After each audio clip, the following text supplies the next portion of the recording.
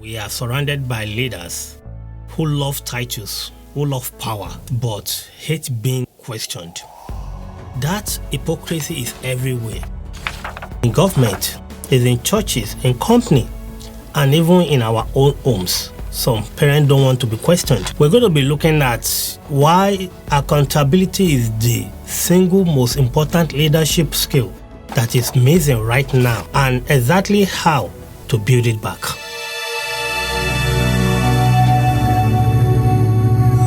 Good day, family. Welcome to the CA show. I'm Caleb Adediji. So the first is that we're going to be looking at how we can build leadership of accountability through emotional intelligence. So emotional intelligence means you can recognize your own emotion and manage them instead of letting them control you. So it's like when someone disagrees with you, instead of you shouting or shutting that person down, right? What you do is you pause, you breathe, and you respond calmly. You respond intelligently. You listen more than you speak. You admit when you are wrong and you do it quickly. Okay? That's what emotional intelligence is. So in today, why is this so crucial? It is crucial because people only follow leaders that they trust.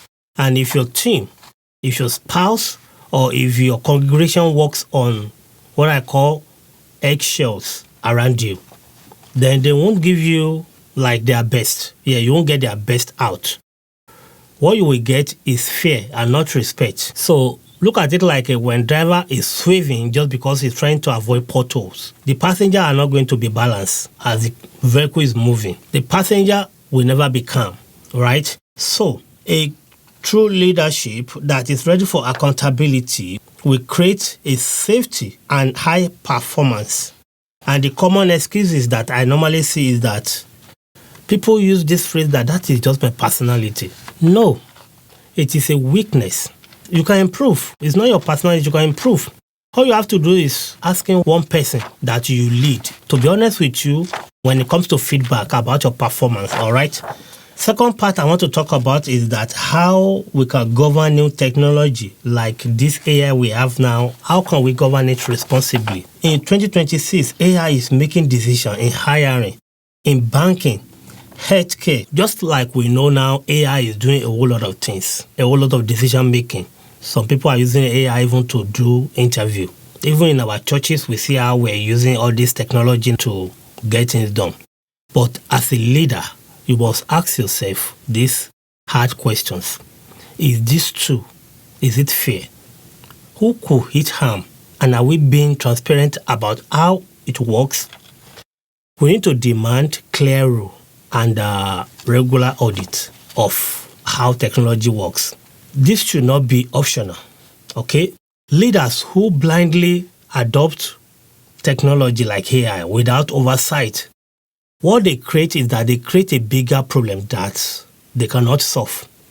All right? They will create a bigger problem than what they can solve. In the world we're living today, I believe that the protection of people should come first, while technology should come second. Okay?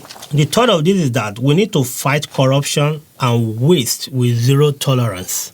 We have to call out luxury spending in our government, maybe favoritism and misuse of resources. When you see it, whether it is in your workplace, it could be in your community or in the government, all we have to do is that we demand regular audit. We need to open a financial report to our government and let be something that is public view. And the consequences for bad behavior, if leaders won't police themselves, I believe ordinary people must speak up. We must agitate for transparency, okay?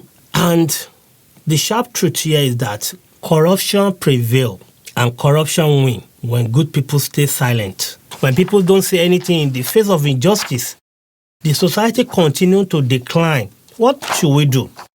All we have to do is that we should start by questioning some wasteful spending.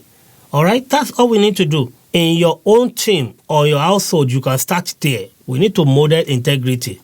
Because we can't just say we want to go out there and be questioning government, how they spend our tax money. Why also in your house, you are not financially disciplined. You are not financially disciplined and nobody can question how you spend money. Yes, You work for the money, fine. But that is how you teach the leaders of tomorrow to be financially disciplined. If you just say that, okay, I make my money, I spend it how I like, and your kids are watching you. Children are there watching you. How you lavish money, before you make the money, is gone. You are teaching the children indirectly something. Now you can be intentional by showing a good leadership, telling them this is how we manage money by you actually practicing what you teach. Okay? You have to practice it. You have to show it. You lead with integrity. That is how it should be. You don't just say it with word of mouth without living it. And when you are justified in your own doing, in your own little domain, then you can take it outside to the government, because if you pay tax, it is your right to demand on how the tax money is being spent and what is the money is being spent on. And this is when you can hold the government in the jugular. You work for those money and they cannot squander it. They have to give account on how the money is being spent, because it's not theirs. They are also an employee. So you have to demand for accountability. But before you can demand for accountability, are you being accountable in your own home? Can your wife even talk? Can your wife question your audacity? Can your wife question your doings without, you thinking, how dare you? Are you questionable? Are you answerable to someone?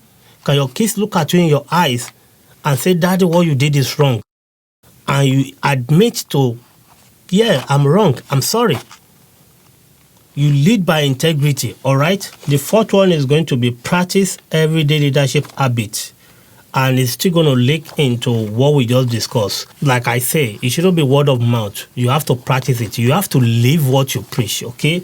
Also, as a leader, you must improve how you listen to people, all right? Improve your listening. As a leader, you must be able to delegate tasks with a clear expectation. A good leader is able to mentor someone younger than. You must admit mistakes and fix them as fast as you can. When you engage in this habit, you turn an average leader into a great one, all right? People will respect you for being truthful. Ask a trusted person, someone that you know will not lie to you, to hold you accountable. You see, accountability is not weakness. You are not weak for being accountable. It is the foundation of a real strength, because it takes someone with a true inner strength to be able to be accountable. So a good leadership is the one that is able to admit to fault, correct the fault, and move on. A good leader do not swipe things under the carpet. Being accountable does not mean you are a weak leader. It means that you are leading by example, and you expect those who are following you to, do the same. If they are guilty, they are guilty. If they are wrong, they are wrong. They should be able to admit to it and own it. That's how a good leadership is being built. So that's how we're going to end it today. I want you to comment below, all right? What part of a leadership or good leadership do you want to see this year? Comment below, subscribe, and join this conversation if you like what you're doing here, all right? See you on the next one. Bye-bye.